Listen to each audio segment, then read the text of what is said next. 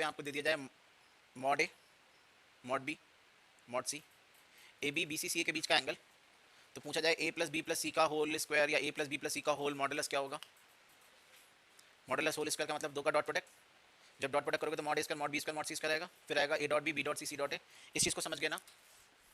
ए vector plus B vector plus C vector modulus का whole square या A vector plus B vector modulus का whole square. क्या बताया है? इसको क्या लिखोगे? ये प्रूफ करने को भी आ सकता है। किस फॉर्मूले से? कि मॉडुलस ए का स्क्वायर क्या होता है? ए डॉट ए। जल्दी बोलो। ऐसे इसको क्या लिखोगे? डॉट,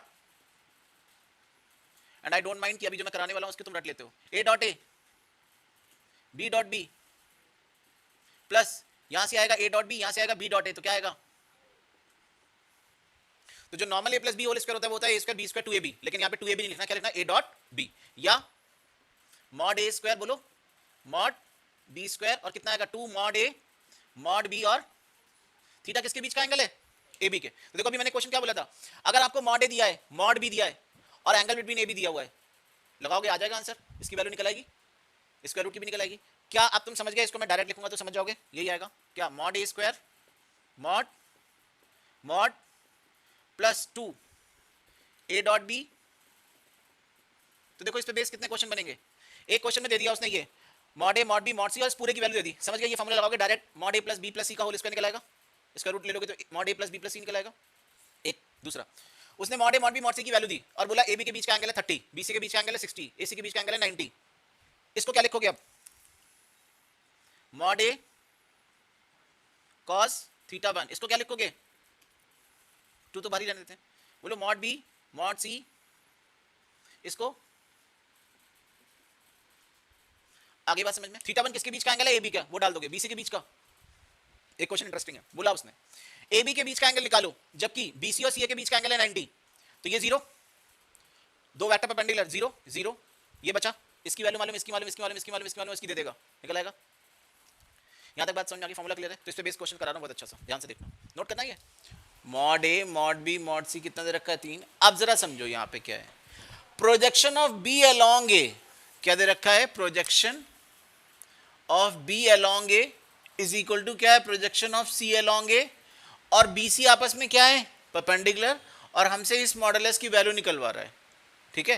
तो तुम्हें इतना तो याद आ गया होगा कि जैसे ही मॉडुलस की बात हो रही है हमें क्या करना है? Whole square. क्लियर है ये बात? देखिए अभी नोट मत करना तुम लोग, बताऊंगा क्यों, क्योंकि मेरे पास वहां पे जगह है, कुछ पहले परफॉर्म करना पड़ेगा। ध्यान से देखो, इसकी वैल्यू निकालनी है, क्या करें? इसका होल स्क्वायर, ठीक है? होल स्क्वायर का मतलब क्लियर है? इसका डॉट प्रोडक्ट इसी के साथ,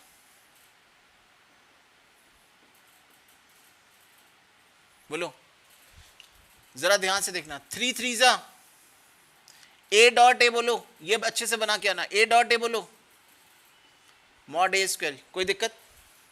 अगला प्लस आएगा ही आएगा, -2b -2b, डायरेक्ट फॉर्मूला भी समझ गए ना? इसका स्क्वायर इसका इसका इसका स्क्वायर सारे मॉडुलस के साथ 4। अब ये आएगी मेन चीज, क्या? कि 2 टाइम्स, डायरेक्ट लिख दूं 2 टाइम्स, क्या आएगा? इन दोनों का डॉट 2 टाइम्स क्यों आ रहा है? इधर से भी आएगा इधर से भी आएगा, 2 टाइम्स 3 2 जा बोलो 6, और ए बी कैसा आएगा? माइनस का, तो मैं क्या यहां पे -6 ए डॉट बी लिख दूं? जल्दी बताओ, श्योर हो यहां तक?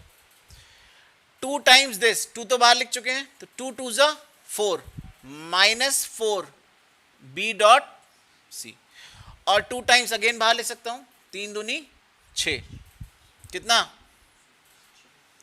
ए डॉट सी। क्या ये फॉर्मूला यहां तक समझ आया है या नहीं? श्योर हो? पक्का? ध्यान से देखना, अब जो चीजें हमें गिवन है वो मार्क कर लेते हैं। Mod A mod B mod C की तो वैल्यू चली जाएगी डायरेक्ट। हमें क्या ए डॉट बी पता है? नहीं पता। क्या बी डॉट सी पता है? नहीं। क्या ए डॉट सी पता है? नहीं पता है। बी परपेंडिकुलर टू सी, क्या पता है?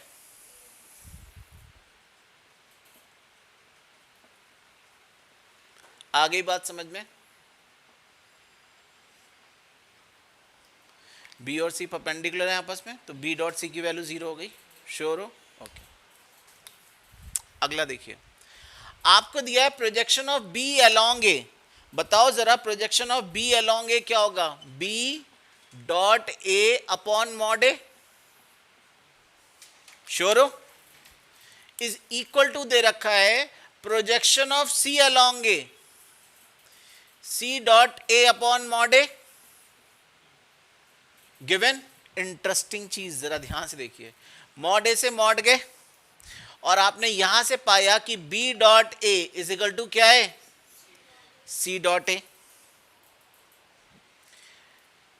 ए डॉट बी या बी डॉट ए की बात है भाई, ये तो लिख ही सकते हैं, A dot B is equal to बोलो ए डॉट सी।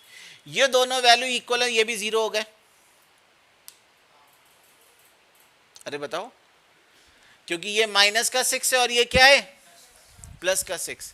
तो जरा देखो यहीं से वैल्यू डाल रहे हैं, मॉड ए की वैल्यू बोलो, मॉड बी की वैल्यू, मॉड सी की value, plus 2 times minus 6 A B plus 6 A B. ये दोनों कैंसिल हो गए, वहां पे प्रूफ कर दिया। ए डॉट सी की वैल्यू 9, 2 2 जा 4, 4 जा 16, 3 3 जा 9, 4 जा 61। तो बताओ जो आंसर निकालना था उसके लिए स्क्वायर रूट लेना पड़ेगा, तो आंसर कितना आएगा? प्लस माइनस मत लिख के आना बेटा, क्योंकि मॉडुलस की वैल्यू हमेशा क्या आती है ना? Interesting question. बोलो, तो सेम कॉन्सेप्ट का यूज हुआ, समझ गए? बी परपेंडिकुलर सी होने से बी सी की वैल्यू 0 हो गई, और दोनों का प्रोजेक्शन मतलब B dot A is equal to क्या है? C dot A. ठीक है, तो जैसा बोला था वैसे ही कर दिया। प्रोजेक्शन का कॉन्सेप्ट क्लियर है ना? बी अलोंग ए का मतलब क्या है? B dot A upon A. C along A का मतलब क्या है? C dot A upon A. ठीक है, इंपॉर्टेंट क्वेश्चन है, नोट करो फटाफट।